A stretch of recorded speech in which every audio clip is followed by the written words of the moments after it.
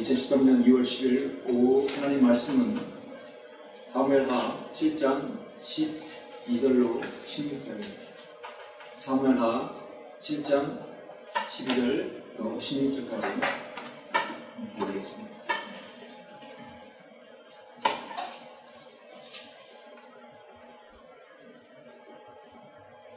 이 성경을 믿는 사람들은 성경의 진리가 예언의 진리인 것을 아시죠? 예수 그리스도는 예언의 영이라고 말씀하셨습니다. 이렇게 많은 말씀들이 구약에 예언에 가득 차 있습니다. 앞으로 이루어질 부분이 많이 있죠.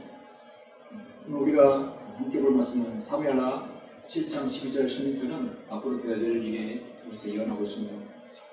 한번 돌리겠습니다.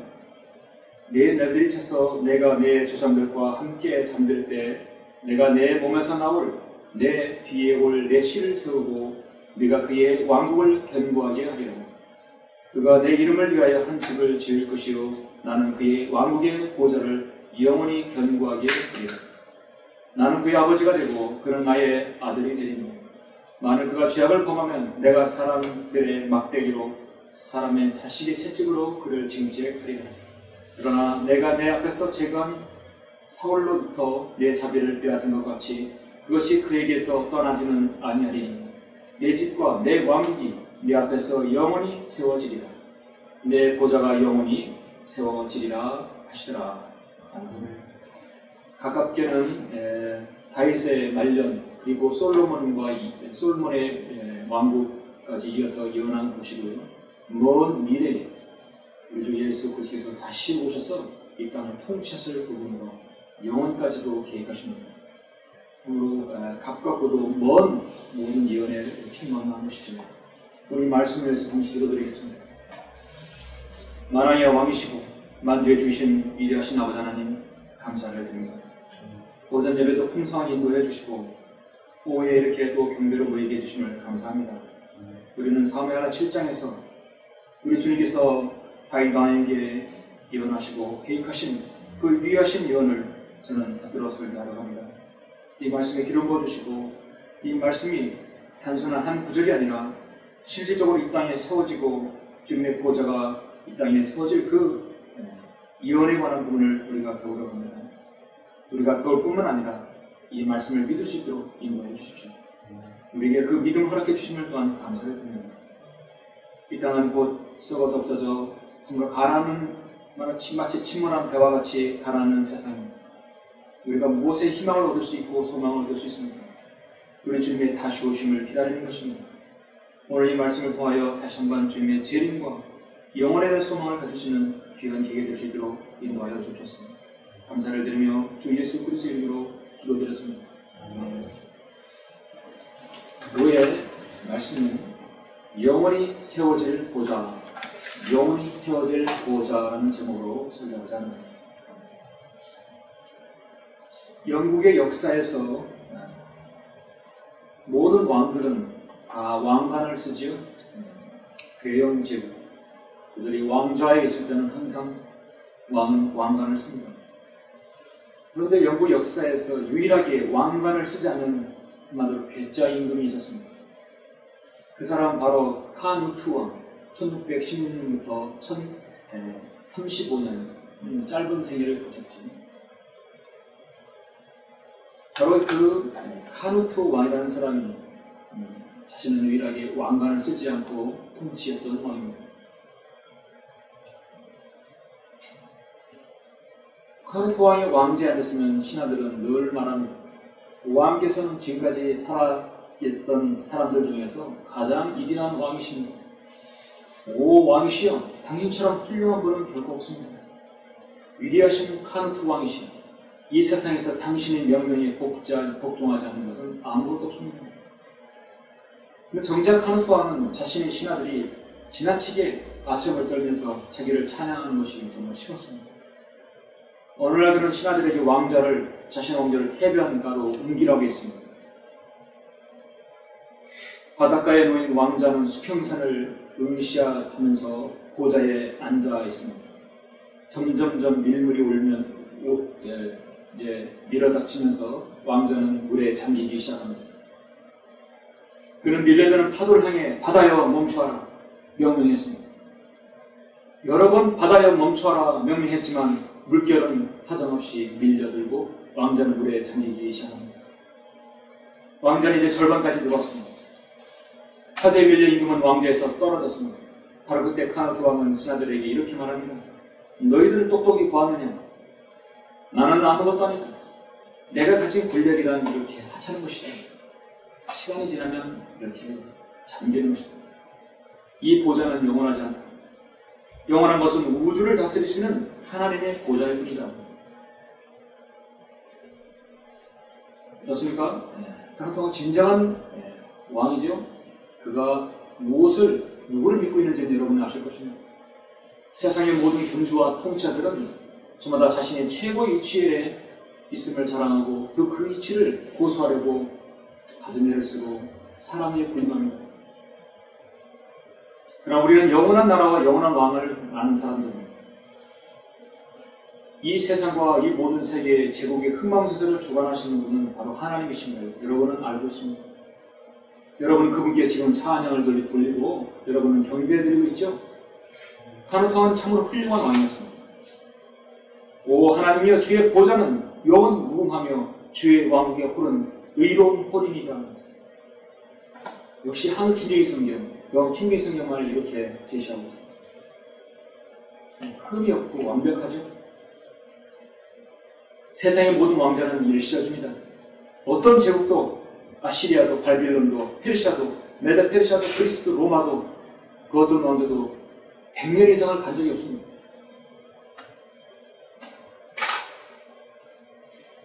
일찍이 가장 화려한 왕자를 지켰던 솔로몬은 고백합니다. 이 모든 것을 내가 내 마음에 생각하고 이 모든 것을 선포하였느니 곧 의인과 현명한 사람과 그들의 일이 하나님의 손안에 있다는 것이라. 사람은 아무도 그들 앞에 있는 모든 것으로 인해 사랑도 미움도 알지 못하느니라. 모든 것이 모든 사람에게 똑같이 임하나니 의인과 악인에게며 선하고 깨끗한 자와 불결한 자에게며 희생제를 드리는 자와 행제를 드리지 않는 자에게 한 가지 일이 있으니 선인과 죄인이 마찬가지며 맹세하는 자와 맹세하기를 두려워하는 자가 마찬가지라. 아무리 훌륭한 통치라도 악한 통치라도 왕자의 앉은 시간은 짧다는 것입니다.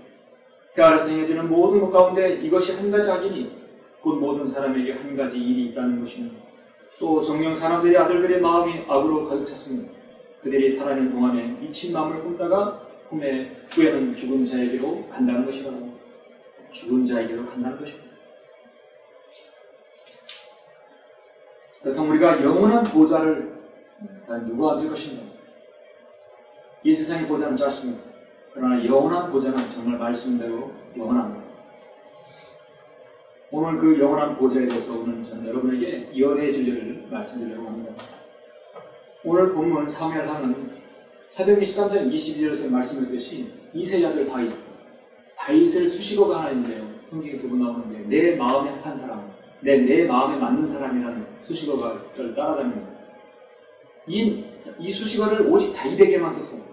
내 마음에 맞는 사람, 다윗에 관한 예언적인 본문입니다. 다윗 바로 그가 나의 모든 뜻을 행하리라 사도행전 13절에서 약속을 받았지. 하나님께 아름다운 마음을 지닌 사람, 훌륭한 신앙. 정말 우리가 하나님을 사랑했던 그 다윗을 우리가 한번 보고자 합니다. 자, 여러분 본문을 이야기해서 먼저 사무엘 7장 1절부터 3절을 먼저 보시겠습니다.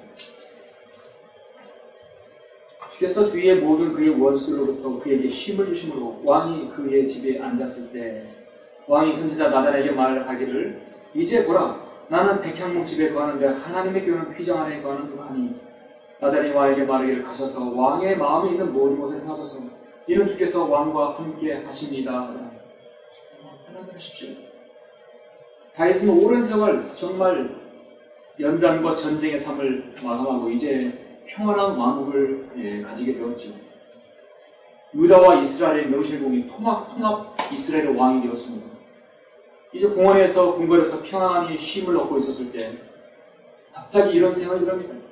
나는 이런 백향목 궁에 거하고 있는데 우리 하나님의 교는 지금 휘장 안에 거하는 것입니다. 자신의 안위에서 다른 누구를 자신을 보좌에 앉힌 하나님을 기억한다는 건 대단히 이건 정말 훌륭한 믿음이죠. 다윗만이 가질 수 있는 그런 믿음이죠. 그렇게 생각하는 겁니다. 나는 훌륭한 백향목에 구하지만 하나님께는 휘장 하나 있구나. 휘장은 천막이죠. 다윗은 하나님께 얼마나 죄송했는지 모릅니다. 얼마나 경멸적인지 모릅니다. 왜 그런 생각을 진작하지 못했을까? 야, 이건 잘못됐다, 잘못됐다. 지금에는 하나님을 위해서 내 집보다 더 좋은 집을 져서 하나님의 길을 그곳에 지어 오셔드리죠. 사실은 하나님께서 다윗에게 너무너무 피를 많이 흘렸다고 해서 솔로몬에게 위임했었죠. 참으로 이 다윗의 생각은 얼마나 하나님을 기쁘시게 하고 정말 고귀한 생각이었는지 모릅니다. 이런 생각을 다윗이 지체 없이 당시 선지자 나단에게 알렸습니다. 그런데 하나님께서 이 일을 모두 다 아셨죠. 마음을 살피시는 분은 하나님이십니다. 근데 그날도 하나님께서 나단 선지자에게 나타나서 이 얘기 말씀을 하십니다. 그래서 오늘 본문 사무엘하 7장 11절부터 16절은 하나님께서 다윗에게 말씀하시는 게 아니라 나단에게 말씀하셔서 이걸 다윗에게 전달하라는 것입니다. 하나님께서는 선지자를 통하여 꼭 전달하게 하시죠. 그래서 본문은 나단에게 이렇게 말씀하는 것입니다. 그걸 그대로 다윗에게 전달하는 것입니다. 내 날들이 차서 내가 내 조상들과 함께 잠들 때 내가 내 몸에서 나올 곧 내 뒤에 올 내 씨를 세우고 내가 그의 왕국을 견고하게 하리라. 16절에서 내 집과 내 왕국이 내 앞에서 영원히 세워지리라. 내 보좌가 영원히 세워지리라. 멀게는 영원히 내 보좌가 세워진다고 말씀하셨고 가깝게는 나는 그의 아버지가 되고 그런 나의 아들이 되리니 만일 그가 죄악을 범하면 내가 사람들의 막대기로 사람의 자식 채찍으로 그를 징책하리라. 그런데 이 일이 있은 이후 얼마 지나면서 몇 장 넘겨보면 사무엘하 11장에서 다윗은 살인죄를, 증거인멸을, 간음죄를 저지르고 말이죠. 사무엘하 11장에는 하나님이 없어요. 거기에는 하나님이 없어요. 다윗은 엄청난 죄를 저지르게 됩니다. 그 죄의 대가를 4배나 받게 되죠. 자신은 그 자신이 죄로 인해서 사람들의 막대기로 사람의 자식의 채찍으로 징계를 받기는 했습니다. 가깝게는 다윗에게 그러나 내가 내 앞에서 제가 사울로부터 내 자비를 빼앗은 것 같이 그것이 그에게는 떠나지 아니한다. 하나님께서 왕국을 둘로 쪼갰을 때 솔로몬에서 쪼갠 게 아니라 솔로몬 이후 르호보암에서 쪼갰습니다. 가깝게는 자신에게 멀게는 솔로몬에게도 이 예언이 이루어지는 것입니다. 그리고 멀게는 내 보좌는 그러나 영원히 견고하고 영원히 세워지리라고 말씀하고 있습니다. 저는 오늘 초점을 영원히 세워질 보좌에 대해서 초점을 맞추고자 합니다. 하나님께서는 왕국이 내 앞에서 영원히 세워지리라 했습니다. 다시 한번 내 보좌가 영원히 세워지리라고 강조하고 있습니다. 자, 영원히 세워질 보좌는 아주 중요한 우리 그리스도인이 반드시 꼭 알아야 할 우리에게 해당하는 말씀이기 때문에 예언적인 진리이기 때문에 간단하지만 또 쉽지만 그러나 여러분이 믿어야 할 말씀입니다. 저는 그 영원히 세워질 보좌에 대해서 2가지를 말씀드리고 합니다. 영원히 세워질 보좌의 예언적인 의미는 무엇입니까? 자, 첫 번째는 다윗의 보좌를 견고하게 세우겠다는 것입니다. 다시 한번 이 말씀은 주 예수 그리스도의 재림을 의미하는 말씀입니다. 잠시 이 말씀을 이해하기 위해서 이사야 9장으로 잠깐 넘어가겠습니다. 이사야 9장 6절과 7절을 보시겠습니다. 이사야 9장 6절은 초림과 재림이 같이 겹쳐져 있죠. 우리 주님께서 초림하시고 재림하시는 모든 부분을 제시하고 있습니다. 핵심적인 9장 6절 7절 이는 우리에게 한 아이가 태어났고 우리에게 한 아들이 주어졌으니 정부가 그의 어깨 위에 있을 것이요 그의 이름은 경이로운 분이라 상담자라 능하신 하나님이라 영원하신 아버지라 박한의 통치자라. 우리에게 한 아이가 태어났고 우리에게 한 아들이 주어졌다. 우리 주 예수님을 초림을 말씀하고 있죠. 근데 그분은 영원하신 아버지라 했습니다. 여호와 증인이 가장 싫어하는 예수님 이끌어 아버지라 하나님이라 사실입니다. 7절에서 그의 정부와 화평의 증감이 다윗의 보좌와 그의 왕국 위에 바르게 세워지고 지금부터 영원까지 공의와 정의로 그것을 굳게 세우는데 끝이 없으리라. 만군의 주의 열성이 이것을 실행하시리라. 하나님의 약속은요, 한 번도 변경되거나 실행되지 못한 적이 없습니다. 반드시 세워집니다. 주님께서 이 땅에 재림하셔서 하실 것입니다. 이사야는 66장까지 되어 있어서 마치 작은 성경을 보듯 한 장에 걸쳐서 보는, 한 장에 한 권의 성경을 보는 듯 하죠. 이사야는 매우 광범위하고 매우 폭넓게 제시하고 있습니다. 그런데 에스겔 선지자는 하나님께서 천연 왕국과 통치에 관한 부분에서 아주 자세하게 제시하고 있습니다. 천연 왕국과 통치, 예수님의 재림 이후에 관한 부분에서 가장 정말 자세하게 제시하고 예언하는 선지자는 에스겔입니다. 에스겔 34장으로 한번 건너가 보시겠습니다.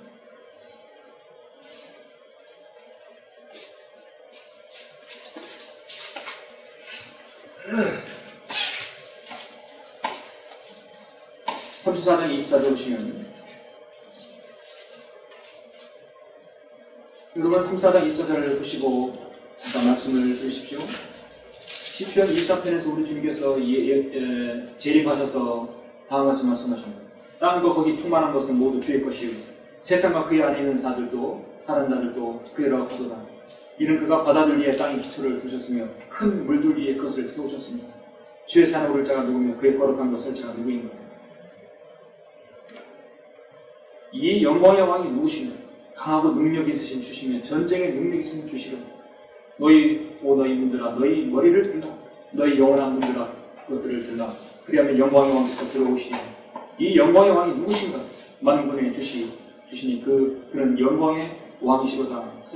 우리 주님께서 이 땅에 왕으로서 이 땅에 재림하십니다.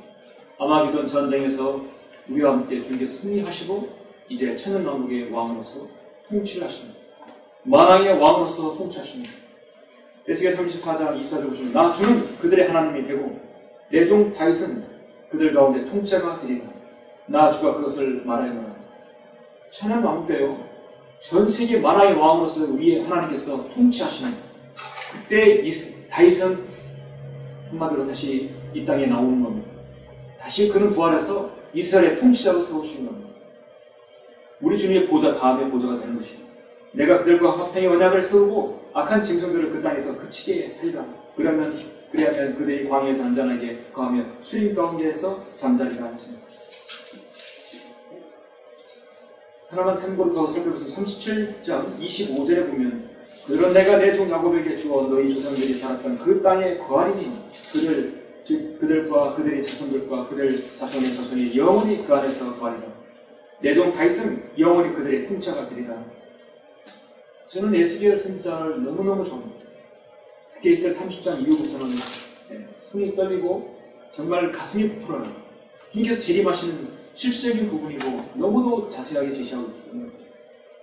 내가 그들과 더불어 화평의 언약을 맺으리니 그것이 그들과 더불어 영원한 언약이 되리니 내가 그들을 세우고 번성케 하며 그들 가운데 내 성소를 영원 무토록 세우리라. 이스라엘 백성은 회복되어 다윗은 다시 통치자가 되어서 이스라엘을 다스립니다. 우리 주님께서 이 땅에 초림으로 탄생하셨을 때 우리 주님에 대한 찬사가 어떻게 쏟아졌습니까? 누가복음 1장에 가브리엘 메시지는 1장 26절에 보니까 그 후에 6째 달에 하나님께서 천사 가브리엘을 나사렛이라고 하는 갈릴리의 한 성읍에 보내시고 다윗의 가문에 요셉이라고 하는 남자와 정혼한 한 처녀로 가게 하시니 그 처녀의 이름은 마리아라. 그 천사가 그녀에게 와서 말하기를 기뻐하라 은총을 받은 자여 주께서 너와 함께 하시니 너는 여자 중에 복받은 자로다 하니 그녀가 천사를 보고 그가 전하는 말에 몹시 당하여 이런 인사가 어떻게 된 것인가 생각하고 있을 때 그 천사가 그녀에게 말하기를 마리아여 두려워 말라. 이런 내가 하나님의 은총을 받았습니다. 보라 내가 너의 태 안에 임신하여 한 아들을 낳으리니 그 이름을 예수라. 그는 위대하게 될 것이며 가장 높으신 분의 아들이라 불릴 것이며 또 하나님께서 그에게 그의 조상 다윗의 보좌를 주실 것이며 그는 야곱의 집안을 영원히 통치하실 것이요 그의 왕국은 무하리라. 우리 주님께서 통치하실 것입니다. 그런데 이스라엘은 예수 그리스도의 통치를 거부해버렸죠. 정말 천국이 도래했을 텐데 이스라엘은 그걸 거절했습니다. 천국은 연기되고 하나님의 나라가 우리에게 임한 것입니다. 누가복음 1장에서 우리 주님의 탄생에 대해서 이렇게 예언하셨습니다. 사도행전 15장에서도 이 일 후에 내가 다시 돌아와서 쓰러진 다윗의 장막을 다시 세운다고 했습니다. 주님께서 거절되어서 올라가신 다음에 다시 내려오신다고 했습니다. 쓰러진 다윗의 장막을 다시 설 것이며 또 거기에 파괴된 것을 다시 세워 일으키리라. 그의 남은 자들로 주를 찾게 할 것이며 이스라엘 남은 자죠. 또 내 이름으로 불리는 모든 이방인들도 그러하리라. 이 모든 것을 행하시는 주가 말하며, 지금 이것이 에스겔에 있는 게 아니라 사도행 15장 16절 17절 말씀입니다. 이것은 곧 실행될 것입니다. 사도행전 2장에서도 누가는 이렇게 기록합니다. 그러므로 그가 선지자가 다 육신을 따라 그의 후손 중에서 그리스도를 일으키시어 그의 보좌에 앉게 하신다는 맹세를 하나님께서 자기에게 하신 것을 안다 했습니다. 개혁성에서 싫어하는 단어가 하나 있는데 그 뭐냐면 보좌입니다. 보좌. 웬만한 보좌는 다 없애버렸고요. 그래서 그 위에 앉게 하신다는 말이에요. 그래서 사도행전 2장 3절의 말씀은 그의 보좌에 앉게 하신다. 누가요? 그리스도께서. 그걸 싫어하는 거예요. 저는 이렇게 기도할 때나 믿지 않은 자들을 위해서 기도할 때나 여러 분 중에서 예를 들어서 가정예배에서 이렇게 기도할 때 주님의 다시 오심에 대해서 설교할 때나 기도할 때는 사람들에게 반응이 없는 것이 이상합니다. 여러분은 주님의 다시 오심에 대해서는 반응이 있잖아요. 아멘. 근데 반응이 없어요. 알고 보니 개혁성경은 주님의 오심을 기다리지 않아요. 그는 선지자라 하나님이 이미 맹세하사 그의 자손 중에서 한 사람을 그 위에 앉게 하시리라 그렇게 말하고 있어요. 그 위에 앉는 게 그 이가 어디입니까? 그리스도를 일으키시어 그의 보좌에 앉게 하신다는 이 말씀을 삭제시켜버립니다. 주님의 재림을 정말 그들은 말로나 믿음으로 전향하지 않습니다. 신약성경에서 마태복음 1장 1절에서 첫 번째 나오는 단어가 여러분 무엇인지 아십니까? 다윗이에요. 다윗은 아브라함이 한참 후손이었어요. 그런데 왜 하나님께서는 아브라함 먼저 가다 기록하지 않고 다윗을 기록했습니까? 다윗의 아들이요. 아브라함의 아들이요. 왜 아브라함이 먼저 안 나오고 다윗이 먼저 나옵니까? 다윗의 아들이요. 아브라함의 아들인 예수 그리스도의 세대에 관한 책이라. 아브라함은 이스라엘의 조상으로서 당연히 다윗보다 앞서 나와야 함에도 불구하고 왜 다윗이 먼저 나왔습니까? 지금 마태복음은 왕의 계보입니다. 왕권의 계보이기 때문에 이 계보는 메시아의 계보입니다. 어떤 인간 혈통 예수 그리스도에 관한 부분이 아니에요. 그건 누가복음을 찾으셨어요. 인자에서 관한 부분. 마태복음은 유대인의 왕으로서 예수 그리스도를 나타내는 것이기 때문에 다윗이 먼저 나오는 것입니다. 그래서 다윗의 아들이요 아브라함의 아들 예수 그리스도의 세대에 관한 책이라 말씀합니다. 인자가 되신 예수 그리스도께서 곧 오셔서 다윗의 보좌에 영원한 보좌로 이제 앉으실 것입니다. 저는 오전 설교에서 이스라엘 백성이 기억해야 할 장소를 세 군데 말씀드렸죠. 그 중에 실로가 있죠. 실로는 정말 이스라엘 백성이 교제의 장소이며 약속과 언약의 장소이라고 말씀드렸습니다. 그리스도인에게는 쉼의 장소입니다. 그런데 실로라는 부분이 사람 이름으로 거명될 때는 예수 그리스도를 나타내는 것이에요. 자, 교제의 장소와 교제의 장소와 쉼의 장소, 안식의 장소는 실로라고 있어요. 그것이 사람 이름이 될 때는 바로 우리 주 예수 그리스도를 나타내는 것입니다. 자, 예수님은 우리의 교제가 되시고 쉼이 되시고 안식이 되시고 약속이 되시죠.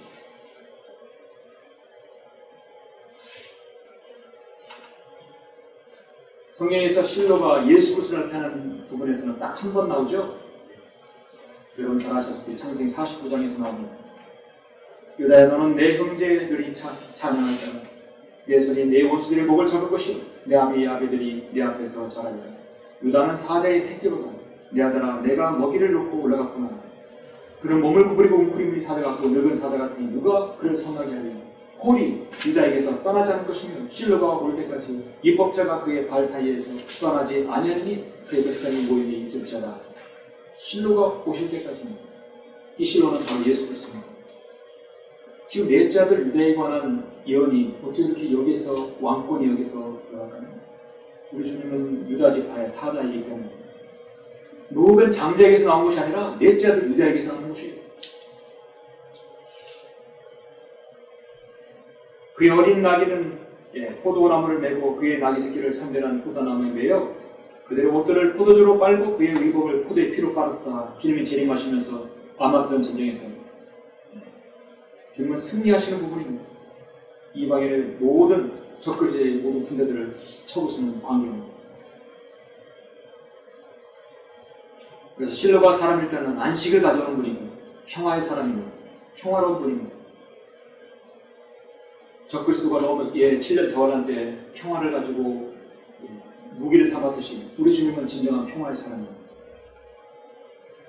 실로라는 인격은 바로 주 예수 그리스도를 나타내는 것입니다. 그러니까 창세기 49장에서 한 인격을 가진 사람으로 묘사되는 것입니다. 하나님의 임재라고 분명히 말씀하셨습니다. 그래서 실로는 하나님의 임재, 예술가성이 점점 쉬어갈 것입니다. 바로 실로인 것입니다. 주님은 성육신 이전에 주의 천사로 구역에서 유두차 처음으로 너무도 많이 나타나셨죠.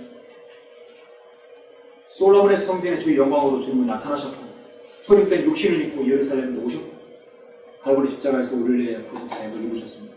그리고 부활하고 승천하시고 현재 하나님의 보좌로 편에 앉아 계십니다.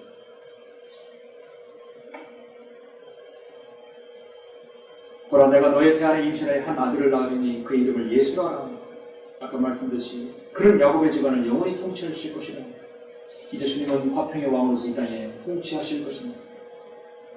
출임하신 예수님은 어린 양으로서 구세주로 오셨지만 재림하실 예수님은 유다 지파의 사자로서 냉혹하고도 무서운 독재자로 철장으로 이 세상을 다스릴 것입니다.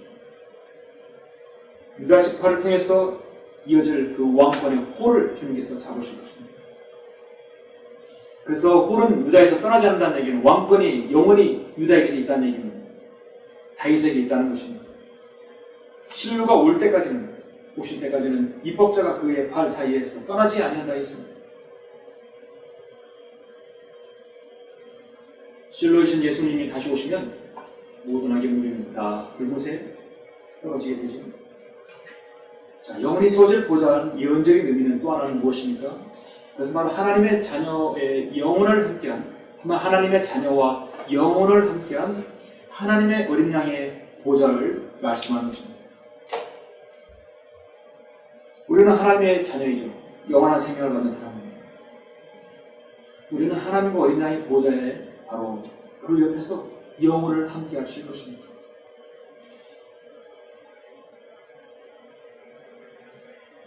우리는 시대를 지금부터 1000년 이후를 더 뛰어넘어서 요한계시록 22장을 한번 보시겠습니다. 요한계시록 22장입니다. 요한계시록 22장 1절부터 5절은 성경의 모든 연대기가 끝나는 것입니다. 5절부터는 그래서 저는 성경에다가 오메가로 적었어요. 이제부터 여기서 영혼으로 이루어지는 것입니다.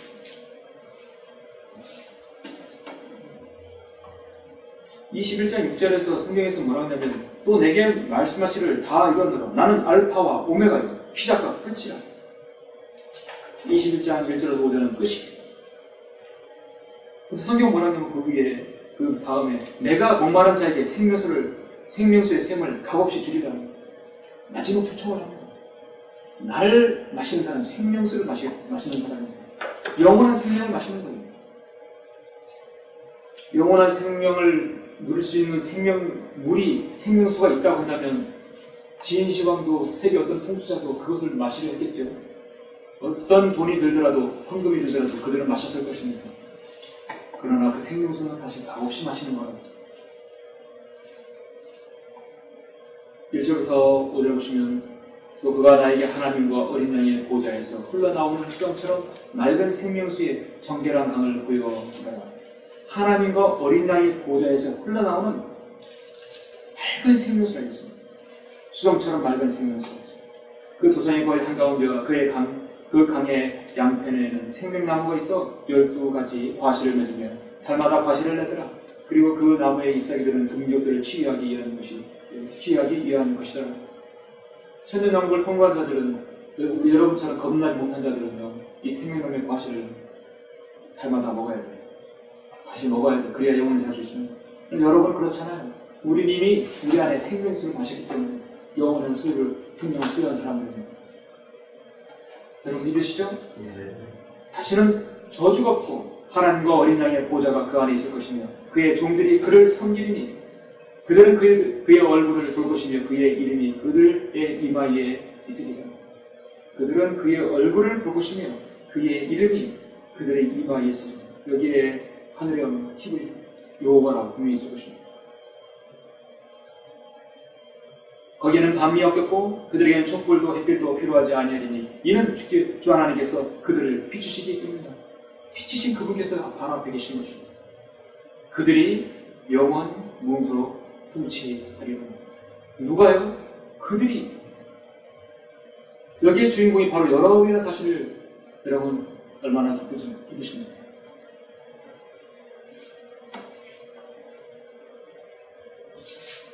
여러분 그 앞에 가서 요한계시록 20장 11절 보면 큰 백보자 심판이 나와요.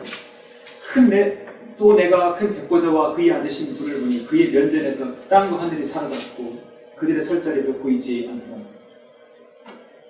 지금 세상에 비해서는 백보자의 심판서를 보면 마치 땅이 큰 대리석처럼 멋진 대리석으로 깔려있는 것처럼 보이지만 사실은 땅이 없어요.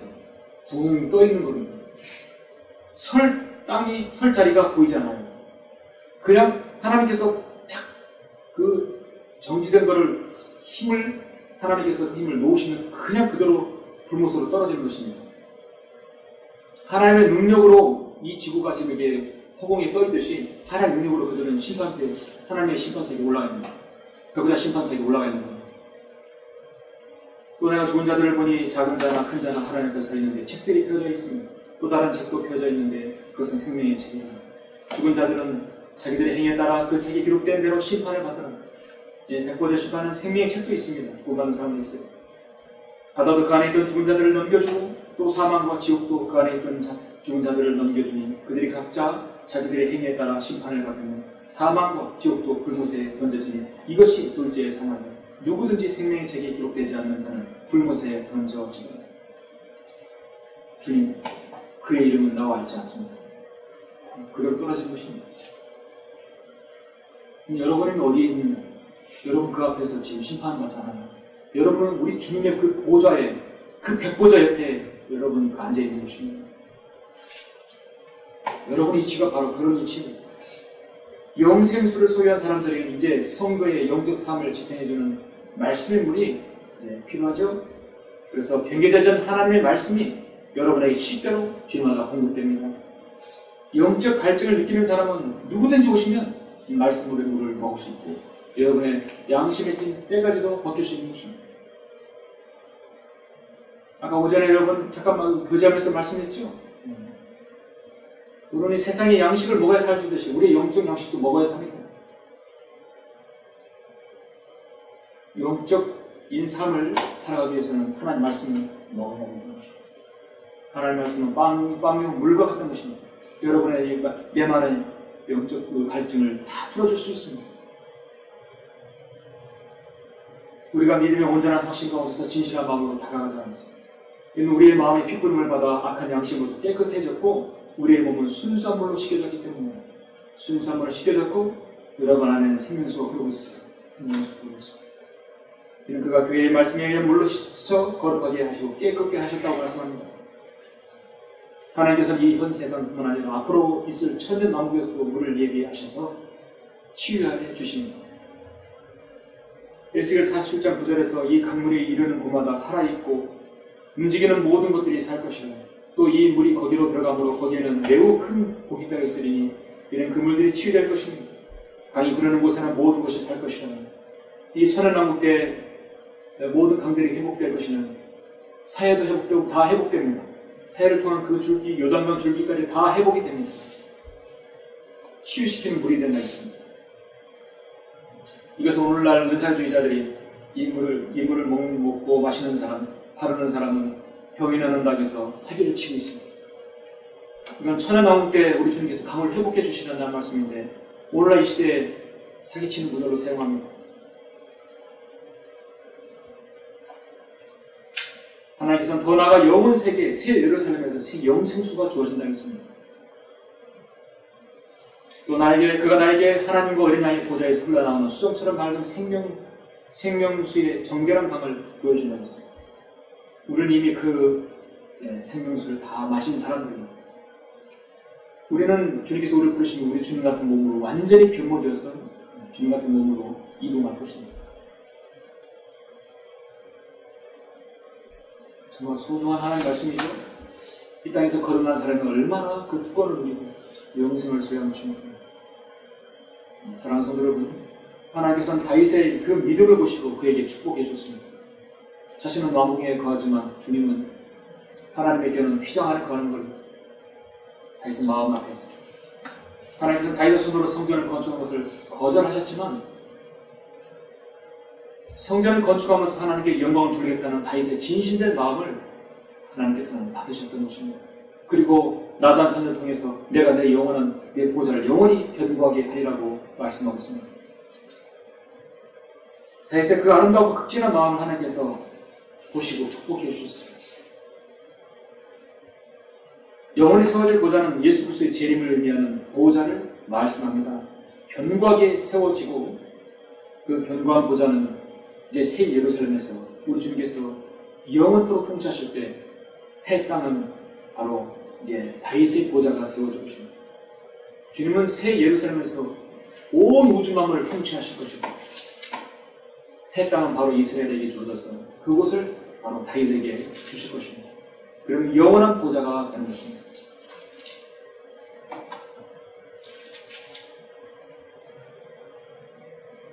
역사적으로 다윗 왕은 가장 비교되는 인물이 알렉산더입니다. 알렉산더와 다윗은 공통점이 많아요. 모두 다 왕이고 통치자이고 전쟁의 용사들입니다.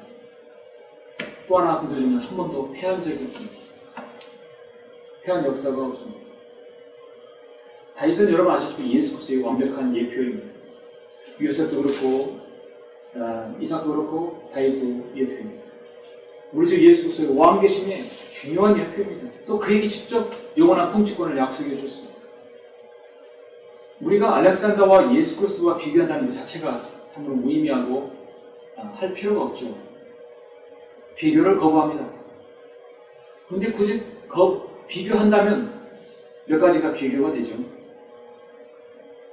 전장에서 패한 적이 없고 왕이고 통치자이고 전 세계를 다 정복한 알렉산더는 예수 그리스도와 잠깐 비교해 보겠습니다. BC 350년경 알렉산더 대왕은 세계를 정복하고 젊은 나이에 거대한 제국을 세웠습니다. 예수 그리스도께서 젊은 날에 이 땅에 자신의 왕국을 세우시겠다고 이 땅에 오셨습니다. 두 사람 모두 33세의 이른 나이에 생을 마쳤습니다. 알렉산더 정확히 33살이 죽었습니다. 알렉산더는 왕국에서 태어났고 왕자로 태어났습니다. 예수 그리스도도 하나님의 아들로서 이 땅에 오셨지만 왕국에서 태어난 게 아니라 마구간에서 태어났습니다. 알렉산더는 왕자에서 고귀한 왕으로 죽었지만 예수 그리스도는 십자가에서 조롱받으면서 갈보리 언덕에서 죽었습니다. 그리고 주님의 명패에도 유대인의 왕이라고 쓰였습니다. 알렉산더는 일생에서 위대한 성공으로 보였지만 결국은 실패한 인생이었습니다. 예수 그리스도의 생애는 믿지 않는 사람에게는 실패한 것으로 보이지만 가장 위대한 생애였습니다. 알렉산더는 자신의 소유를 위해서 수천만 명의 피를 흘렸지만 예수 그리스도는 전 인류를 위해서 자신의 피를 흘려주셨습니다. 알렉산더는 모든 왕국을 정복하여 영광의 바벨론에서 죽었지만 예수 그리스도는 죽음을 정복하여 수치의 갈보리에서 죽으셨습니다. 알렉산더는 모든 인간을 노예로 만들었지만 예수 그리스도는 모든 인간을 자유롭게 하여 주셨습니다. 믿는 모든 사람에게 자유를 주셨습니다. 알렉산더는 역사의 한 장을 만들었지만 예수 그리스도는 역사를 변화시키는 만왕의 왕이셨던 것입니다. 마지막으로 알렉산더의 보좌는 흔적이 없이 사라졌습니다. 그러나 예수 그리스도의 보좌는 영원히 세워질 것입니다. 여러분도 주님의 영원한 보좌에 가길 원하십니까? 네. 그분의 보좌는 결코 여러분을 거절하지 않으십니다. 왜냐하면 여러분 안에 생명수가 흐를 겁니다. 어떤 소개자가 자신이 앞으로 주님의 보좌에 앞에 가게 될 것을 사모하면서 이런 말을 했어요. 하나님께서는 가장 보잘것없는 성도라 해도 자신이 소유한 것을 하늘의 천사와 맞바꾸려 하지 않기를 원하실 것입니다. 우리는 가끔 천사를 부러워할 수 있어요. 우리가 가진 이 주님을 섬기면서 당하는 고난과 어려움들, 천사는 참 좋겠다 생각할 수 있겠어요. 그러나 천사들과 여러분이 가진 권리를 주님은 바꾸기를 원하지 않습니다. 천사들이 현재 우리를 능가한다 하지만 오는 세상에서는 틀림없이 우리가 그들을 능가할 것이기 때문입니다. 그리스도 예수께서 우리의 형제요 구원하시는 한 우리는 천사들 중에 어느 누구라도 영원한 보좌 가까이에 있게 될 것입니다. 주님은 하나님과 인간의 한 이격체로 존재하시는 분이신 한 우리는 영원히 주님의 보좌 앞에 있을 것입니다. 자, 영원한 보좌 앞에 여러분이 함께 하실 것입니다. 주님은 여러분을 거절하지 않으십니다. 여러분은 하나님의 아들로 입양했기 때문입니다. 당신 여러분, 여러분의 영원한 주의 보좌에 그 앞에서 영원을 함께 하시길 여러분 믿습니다. 또 그날까지 주님을 신실하게 섬길 간절히 바랄 수 있습니다.